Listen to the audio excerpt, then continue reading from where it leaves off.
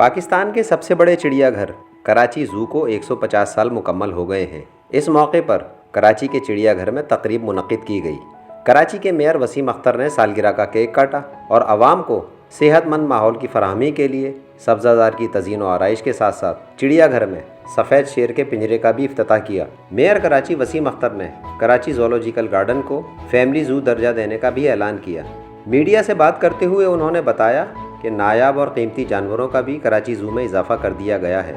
چڑیا گھر کے تالاب کو بھی ٹھیک کیا گیا ہے تاکہ شہریوں کو سرسبز و شاداب اور خوبصورت ماحول میں کشتی رانی کی سہولت فراہم کی جا سکے۔ اس کے علاوہ یہاں جانوروں کے علاج کے لیے اسپتال بھی قائم کیا گیا ہے۔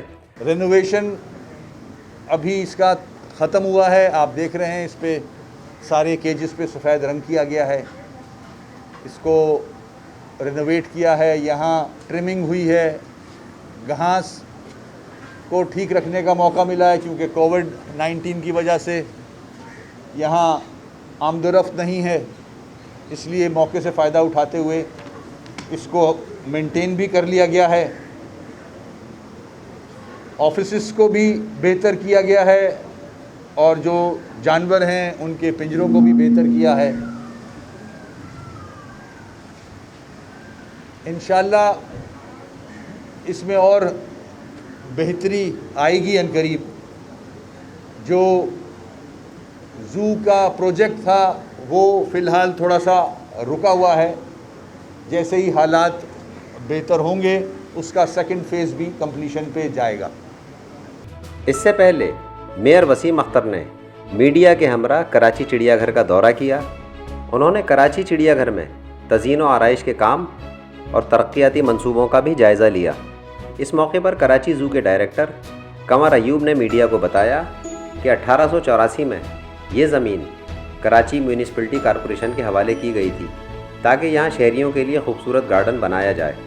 انہوں نے بتایا کہ یہ پاکستان کا سب سے بڑا چڑیا گھر ہے جس میں 33 ایکڑ رقبے پر چڑیا گھر کے 40% حصے میں 900 سے زائد جانور رکھے گئے ہیں۔ گارڈن میں بیسکلی ایک تو ہمارا شیر کا وائٹ لائن کا کیج ہے، وہ ہم نے تیار کیا ہے۔ اس کے علاوہ ہماری جو گرینری کا ایشو آ رہا تھا، یہاں پر گرینری بہت کم تھی، وہ الحمدللہ کافی انہانس ہو گئی ہے۔ اس کے علاوہ ہمارے پاس یہاں جو مختلف سیکشنز ہیں جس میں زو کیپرز ہیں، ہمارے گارڈنرز ہیں، ہمارے سیکیورٹی سٹاف ہے اور سینیٹری کا اسٹاف ہے، ان تمام کے اندر یونیفارم کی تقسیم کی گئی ہے۔ اب وہ پراپر یونیفارمز میں ہوا کریں گے اور نہ صرف وہ یونیفارم میں ہوا کریں گے بلکہ ان کے پیچھے جو ہے جو ان کی سیکشنز ہیں ان کا نام لکھا ہوگا تاکہ لوگوں کو پہچان ہو کہ ہمیں جو کام ہے وہ کس آدمی سے ہے اور اس کو ہم کس طرح سے اس تک پہنچا سکتے ہیں۔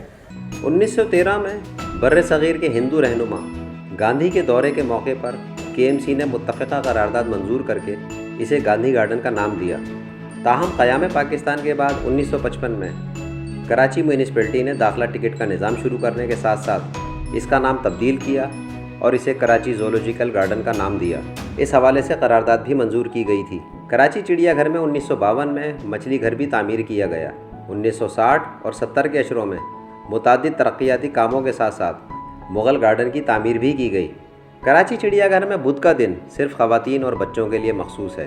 کراچی چڑیا گھر کا 60% حصہ سرسبز باغات، تالابوں، مغل گارڈن، کینٹین، تفریحی پارک، پلے لینڈ اور دیگر سہولتوں کے لیے مختص ہے۔ KMC نے حال ہی میں چڑیا گھر میں جانوروں کے پنجروں، در و دیوار اور جنگلوں پر رنگ و روغن کرا کے اسے خوشنما بنایا ہے، جبکہ اس کے باہر قائم دکانیں بھی مسمار کر دی گئی ہیں، جس سے اس گارڈن کی خوبصورتی میں مزید اضافہ ہو گیا ہے۔